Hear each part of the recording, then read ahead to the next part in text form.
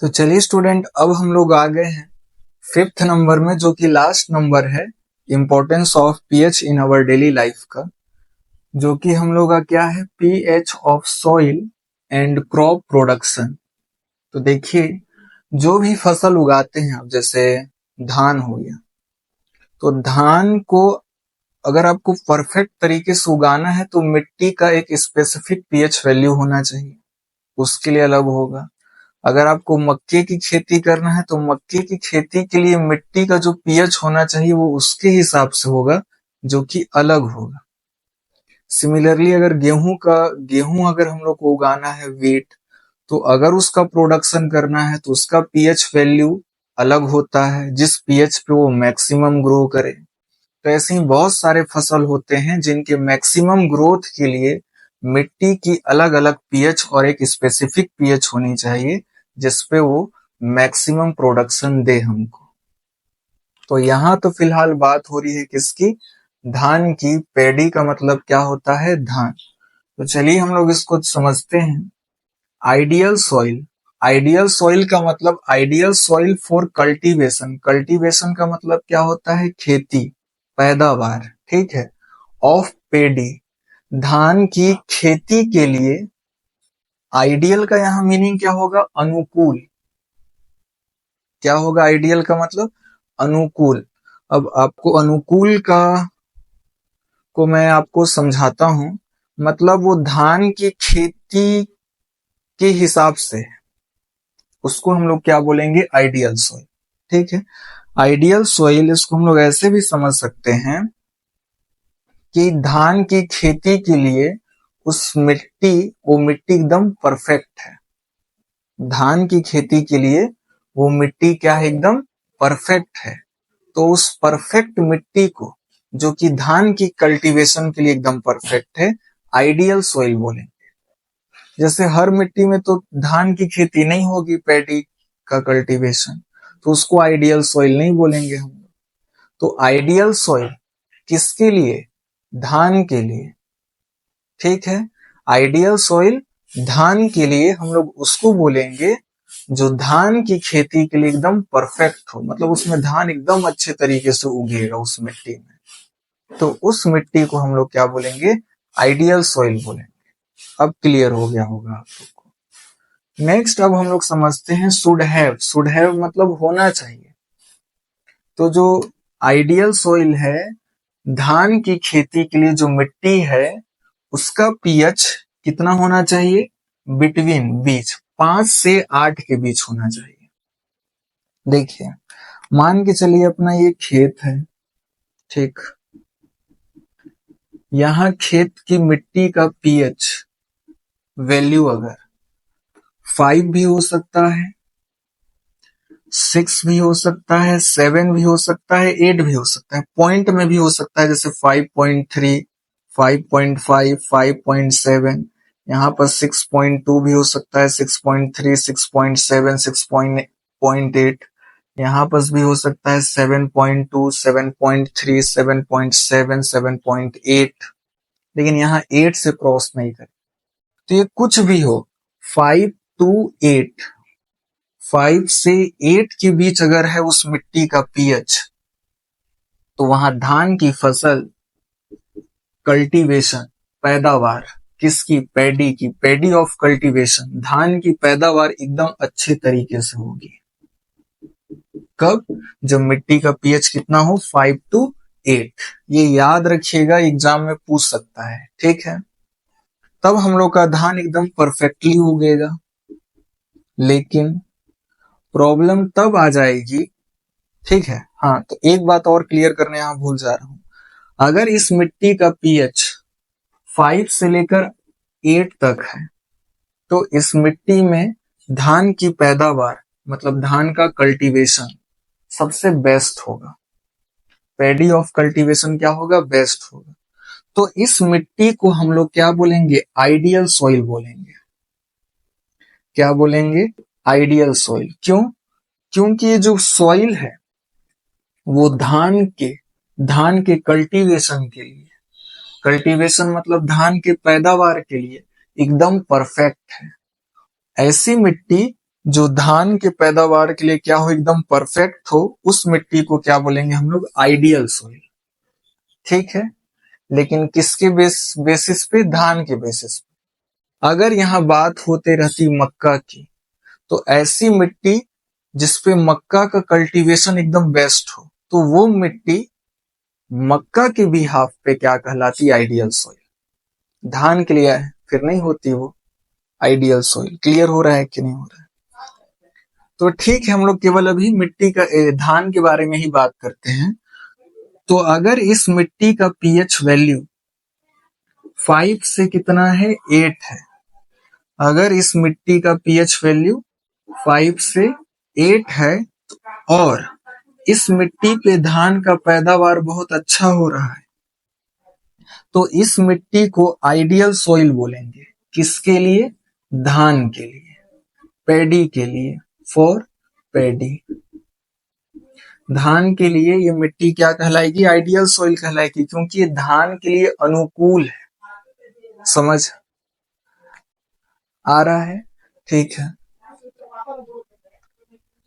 The pH is above. हाँ, अब देखिए इतना तक हम लोग समझ गए। तो अगर आपको किसी भी खेत में धान का पैदावार अच्छा तरीके से करना है, तो उस मिट्टी का पीएच 5 से 8 के बीच होना चाहिए। क्लियर हो गया? अब थोड़ा सा आगे का बात समझ लेते हैं। प्रॉब्लम अब कब होगी? अगर मिट्टी का पीएच 5 से 8 के बीच नहीं हुआ, तब प्रॉब्लम हो जाएगी। ठीक है, तब धान अच्छे से नहीं उग पाएगा हम लोग के खेतों में। तो यही बात बताई गई है। व्हेन का मतलब क्या होता है, जब। जब the pH is above, above मतलब क्या चल जा रहा है, ऊपर। ये एबव एबव 2 बार लिखा गया है। व्हेन का मतलब क्या होता है, जब द पीएच इज एबव, जब पीएच क्या हो जाए, ऊपर चल जाए। किससे ऊपर? होना कितना चाहिए, 5 और 8 के बीच। लेकिन अगर 8 से ऊपर चल गया तो 9 हो गया, 10 हो गया, 11 हो गया, 12 हो गया, तब प्रॉब्लम होगी। और बिलो, बिलो मतलब नीचे चल गया। किससे नीचे? 5 से नीचे चल गया। 5 से नीचे चल जाएगा, 4, 3, 2, तब प्रॉब्लम होगा। क्योंकि मिट्टी का पीएच अगर 5 से कम हो गया तो मिट्टी ज्यादा एसिडिक हो जाएगा, तो भी प्रॉब्लम। 8 से अगर ऊपर चल गया तो मोर बेसिक हो जाएगा, ज्यादा बेसिक नेचर का हो जाएगा, तो भी प्रॉब्लम होगा। ज्यादा एसिडिक हो गया तो भी धान अच्छे से उग नहीं पाएगा, और ज्यादा बेसिक नेचर का हो गया तो भी पैडी का कल्टीवेशन, धान का पैदावार अच्छा से नहीं हो पाएगा। ठीक है, यही बात बताई गई है हम लोग को। When the pH is above और बिलो दिस लेवल, इस लेवल से। अगर इस लेवल से कम हो गया तो भी प्रॉब्लम, ज्यादा हो गया तो भी प्रॉब्लम। दिस लेवल, फिर इतना हो गया। अब अगर ऐसा हो जाएगा तो क्या करेंगे? समस्या तो हो गई, समाधान भी इसका निकालना पड़ेगा। कैसे निकलेगा? देखिए, मान लीजिए 2 केस होगा।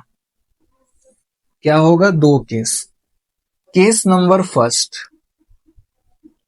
और यहाँ केस नंबर क्या है, सेकेंड। मान लीजिए ये भी एक खेत है, ये भी एक खेत है। यहाँ धान का पैदावार कर रहे हैं, बट यहाँ का जो मिट्टी का जो पीएच है वो लेस देन 5 है। क्या है? लेस देन 5, मतलब पीएच वैल्यू कितना हो गया है, 4। यहाँ की मिट्टी का पीएच वैल्यू कितना हो गया है, 4। तो बताइए यहाँ धान अच्छे से उगेगा या नहीं उगेगा?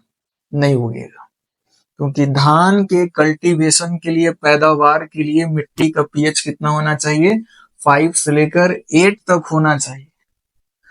तो ये 5 से कम हो गया, यहाँ धान अच्छा से नहीं उगेगा, प्रॉब्लम आ गई। अब किसान या फार्मर्स क्या करेगा, बताइए आप लोग। फार्मर्स ज्यादा एसिडिक हो गया कि नहीं हो गया, तो फार्मर इसमें क्या डालेगा, बेस डालेगा। क्या डालेगा? बेस। और ये बेस किस फॉर्म में होगा, फर्टिलाइजर्स के फॉर्म में होगा। जो खाद वगैरह नहीं डालते हैं वो होता है फर्टिलाइजर्स। तो जो बेस, ये नहीं कि डायरेक्ट बेस को हम लोग साबुन भी तो सर बेस होता है, जाके साबुन को खेत में डाल दिया, ऐसा नहीं है। वो बेस उसके हिसाब से बनाया जाएगा। और ये जो बेस होगा ना, वो किस फॉर्म में होगा पता है? फर्टिलाइजर्स के फॉर्म में होगा, खाद के फॉर्म में होगा वो बेस। समझ आया बात? तो उस खाद को, फर्टिलाइजर्स को, और उस फर्टिलाइजर्स के अंदर क्या होगा? बेस होगा। इस मिट्टी में डाला जाएगा। तो बेस को जब डाला जाएगा तो कुछ बेस एसिड से रिएक्ट करेंगे और इसका एसिडिक गुण को कम करेंगे। पहले से एसिड था कि नहीं था? बाहर से हम लोगों ने बेस डाला, तो कुछ बेस एसिड से रिएक्ट करेगा और इसकी एसिडिक नेचर को कम करेगा और पीएच वैल्यू बढ़ेगा। 4 से 5 आएगा या 5.56, फिर लेवल में आ जाएगा। फिर हमारे धान का पैदावार अच्छे तरीके से होगा। क्लियर हुआ कि नहीं हुआ?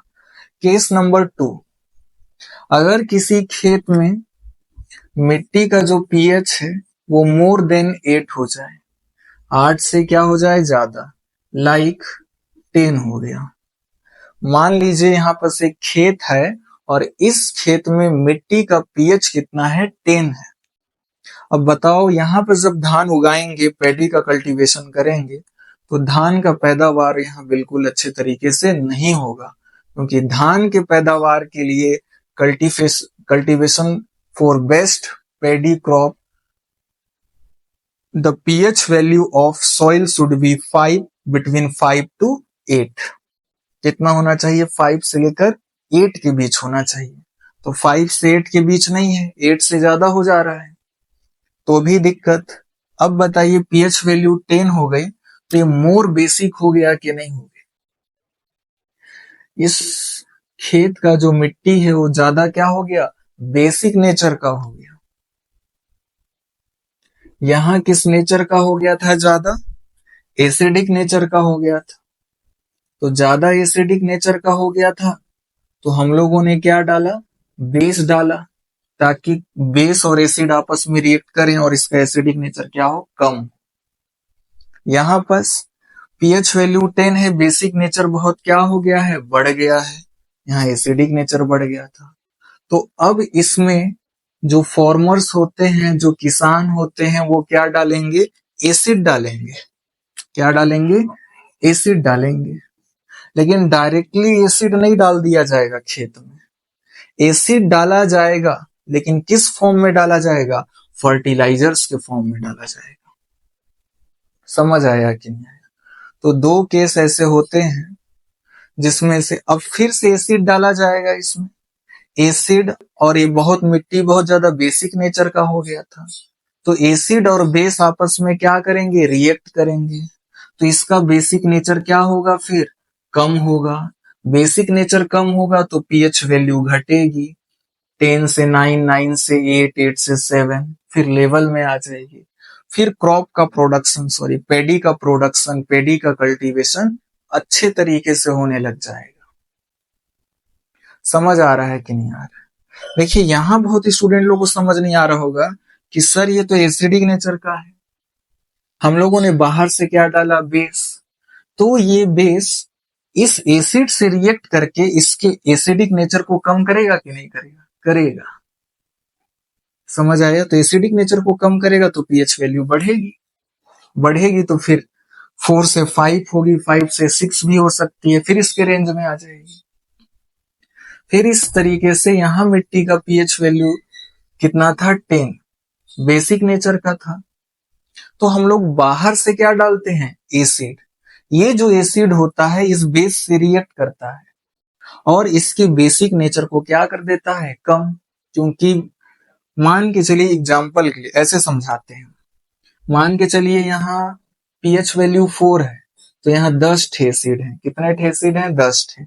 मैंने बाहर से 4 बेस डाल दिया, तो 4 बेस 4 एसिड से रिएक्ट करके न्यूट्रल कर देगा। तो अब एसिड कितना बच जाएगा? 6। तो देखिए, एसिड 6 बचा कि नहीं बचा? तो इसका एसिडिक नेचर अब कम हो जाएगा कि नहीं हो जाएगा? हो जाएगा। कम एसिड हो गए तो एसिडिक नेचर भी कम हो गया। सेम यहाँ पर देखिए, इसका पीएच वैल्यू कितना है? 10। मान लीजिए एग्जाम्पल के लिए इस मिट्टी पे कितने बेस हैं? 20 बेस हैं। कितने बेस हैं? 20 बेस हैं। और मैंने बाहर से एसिड डाल दिया। कितना डाल दिया एसिड? मान के चलिए मैंने डाल दिया इसका एसिड 9 एसिड मॉलिक्यूल डाल दिया। एग्जाम्पल के लिए समझा रहे। कितना एसिड मॉलिक्यूल डाल दिया मैंने? 9 एसिड मॉलिक्यूल डाल दिया। तो 9 एसिड बेस 9 बेस से रिएक्ट करेगा कि नहीं? 20 में से 9 बेस से 9 एसिड रिएक्ट करेगा, और यहां से 9 बेस और यहां से 9 एसिड आपस में रिएक्ट करेंगे और आपस में क्या हो जाएंगे? न्यूट्रल। एसिड बेस रिएक्ट किए, न्यूट्रल। तो यहां बेस 9 घटा कि नहीं घटा? डिक्रीज हुआ। तो अब बेस कितना बचा? 11। तो देखिए कम बेस बचे कि नहीं बचे? बचे। तो अगर बेस कम हुए तो इसका बेसिक नेचर भी कम हो जाएगा कि नहीं हो जाएगा? हो जाएगा। तो पीएच वैल्यू 10 था, बेसिक नेचर कम हुआ तो मान के चलिए 7 हो गया या 8 हो गया। ऐसे ही पीएच पहले एसिड इसमें कितना था? 10। बाहर से मैंने बेस डाला 4, तो 4 बेस 4 एसिड रिएक्ट किए, तो अब एसिड कितना बच गया? 6। तो कम एसिड बचेंगे तो एसिडिक नेचर भी क्या हो जाएगा? इसका कम हो जाएगा। तो पीएच वैल्यू बढ़ेगा 4 से 5, 5 से 6। इस तरीके से होता है। अब आप लोग को ये ज्यादा क्लियर हुआ होगा कि कैसे बाहर से एसिड और बेस डालने से, जैसे एसिड बेस डाले तो इसका एसिडिक नेचर कैसे कम हुआ। अब सुनिए एक और लास्ट बात। यहां पर बोला गया है अगर एबव हो जाए या बिलो हो जाए, इस रेंज से 5 से लेकर 8 तक का जो रेंज है, इससे कम हो जाए या इससे ज्यादा हो जाए। कम हो जाएगा तो भी प्रॉब्लम, ज्यादा हो जाएगा तो भी प्रॉब्लम। दोनों में प्रॉब्लम है कि नहीं है? तो एबव चल गया तो भी प्रॉब्लम, बिलो चल गया तो भी प्रॉब्लम। तो दिस लेवल, इस लेवल से, किस लेवल से? इस लेवल से। तो फार्मर्स क्या करते हैं? फर्टिलाइजर्स डालते हैं, या तो खेत में या तो लाइम। लाइम मतलब क्या होता है? चूना। याद रखिएगा, मैं यहां लिख दे रहा हूं। लाइम का मतलब क्या होता है? चूना। और चूना का नेचर क्या होता है? बेसिक। कैसा नेचर का होता है चूना? बेसिक नेचर का होता है। तो जब हम लोग का खेत ज्यादा एसिडिक नेचर हो जाता है तब इस चूना को डाला जाता है, बेस को। ठीक है, तो बस आपको याद रखना है जब इससे ऊपर या नीचे चल जाए इस रेंज से, तो जो फॉर्मर्स होते हैं वो क्या डाला करते हैं? फर्टिलाइजर्स डालेंगे या तो चूना डालेंगे। चूना को क्या बोलते हैं? लाइम। या एस डाला जाता है। पहले जमाना में ये बहुत यूज किया जाता था, एस। उस जमाने में क्योंकि ज्यादा खाद वगैरह नहीं हुआ करता था तो इसका यूज ज्यादा किया जाता था। कैसे समझाते हैं? क्योंकि हम लोग इसको अपने आंखों से देखे हैं, इसलिए मैं आपको बता रहा हूं। क्या होता था पहले जमाना में? ज्यादा गैस वगैरह नहीं हुआ करता था। अब तो बहुत सारे आ गए हैं खाना पकाने के लिए इक्विपमेंट। तो पहले जमाना में केवल लकड़ी से ही खाना बना करता था। तो जो लकड़ी से जब खाना बनता था तो जब लकड़ी जलता है तो लास्ट में राख बचता है। उस राख को ही इंग्लिश में क्या बोलते हैं? एस। स्पेलिंग होता है ASH। और उस राख में क्या होते हैं? बहुत सारे मिनरल्स होते हैं, बहुत सारे एलिमेंट्स होते हैं, जिससे खेत का, हमारे फील्ड का, हमारे खेत का उपजाऊपन बढ़ता है, फर्टिलिटी बढ़ता है।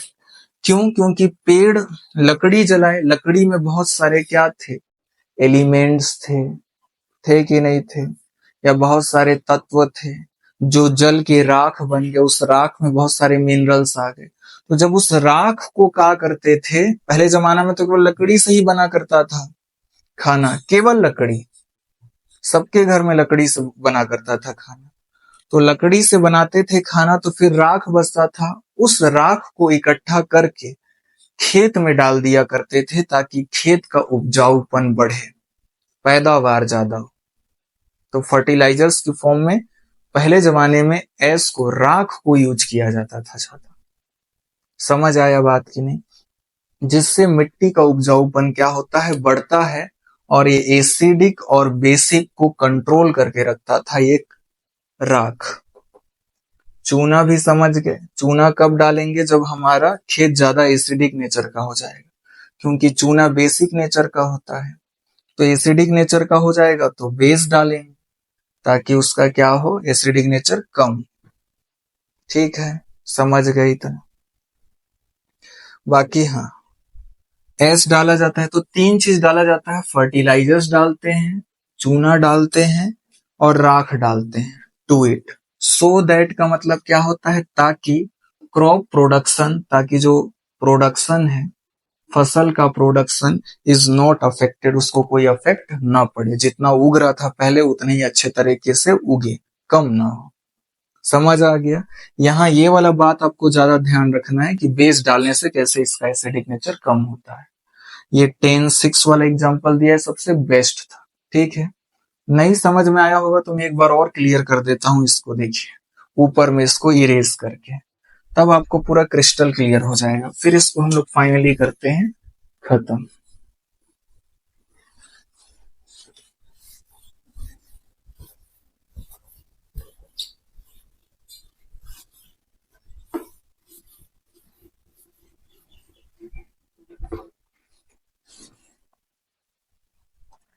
दो केस मैंने बताया, मान के चलिए यहाँ हम लोग का एक मिट्टी है, मिट्टी है बोल रहा हूं मैं, खेत है, और ये खेत का पीएच वैल्यू मान के चलिए 4 है।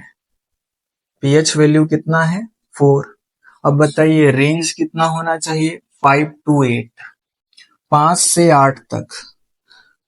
तो ये ज्यादा एसिडिक नेचर का है कि नहीं है, क्योंकि इसकी पीएच वैल्यू क्या हो गई है, कम हो गई है। इट मीन्स इसमें एसिड ज्यादा हो गए हैं। मान के चलिए इस खेत के अंदर 100 एसिड्स के मॉलिक्यूल हैं। कितने मॉलिक्यूल हैं एसिड के, 100 एसिड मॉलिक्यूल्स हैं। ठीक, तब जाकर के इसका पीएच वैल्यू कितना है, 4 है। ठीक, अब हम लोग क्या डालेंगे, ऊपर से बेस डालेंगे। क्या डाल दिए, बेस। मान के चलिए कितना बेस के मॉलिक्यूल्स डालिए, एग्जांपल के लिए बता रहा हूं, एक्चुअली में तो ऐसा गिन गुन के डाला नहीं जाता है। कितना बेस डाल दिया, मान के चलिए 60 बेस मॉलिक्यूल डाल दिया। 60 बेस के मैं क्या डाल दिया, मॉलिक्यूल डाल दिया। अब क्या होगा, 60 बेस और 100 एसिड में से 60 एसिड, कितने एसिड, 60 एसिड। 60 एसिड और 60 बेस आपस में रिएक्ट करेंगे और न्यूट्रलाइज हो जाएंगे, न्यूट्रल हो जाएंगे, खत्म उनका कहानी। समझ आया। तो फाइनली यहां कितना एसिड बच जाएगा, 40 एसिड बच जाएगा। पहले कितने एसिड थे, 100। मैंने बाहर से कितना बेस डाला, 60। 60 बेस कितने एसिड से रिएक्ट करेंगे, 60 एसिड से रिएक्ट करेंगे। 60 बेस 60 एसिड से रिएक्ट किया तो 60 एसिड और 60 बेस रिएक्ट किए, सॉल्ट बना दिए, न्यूट्रल हो गए, काम ही खत्म हो गया उनका। अब कितना एसिड बचा बताइए, ये बेस तो यहाँ यूज हो गया। अब फाइनली इस मिट्टी में कितना एसिड बचा, 40 एसिड। पहले कितना एसिड था, 100। तो बताइए अब इसका एसिड कम हुआ कि नहीं। इस मिट्टी में पहले 100 एसिड थे, अब कितने एसिड हो गए, 40 एसिड हो गए। तो एसिड कम हुए कि नहीं हुए, हुए। तो अगर एसिड कम हो गया तो इसका एसिडिक नेचर भी कम हो जाएगा कि नहीं हो जाएगा, हो जाएगा। और अगर एसिडिक नेचर कम हुआ तो पीएच वैल्यू बढ़ जाएगा, 4 से 5, 5 से 6, मान लीजिए 6.8 हो गया। तो अब ये रेंज में आ गया। अब यहाँ धान का पैदावार अच्छे से होगा। क्लियर हो गया कि नहीं हो गया, हो गया होगा, आई होप आप लोग को।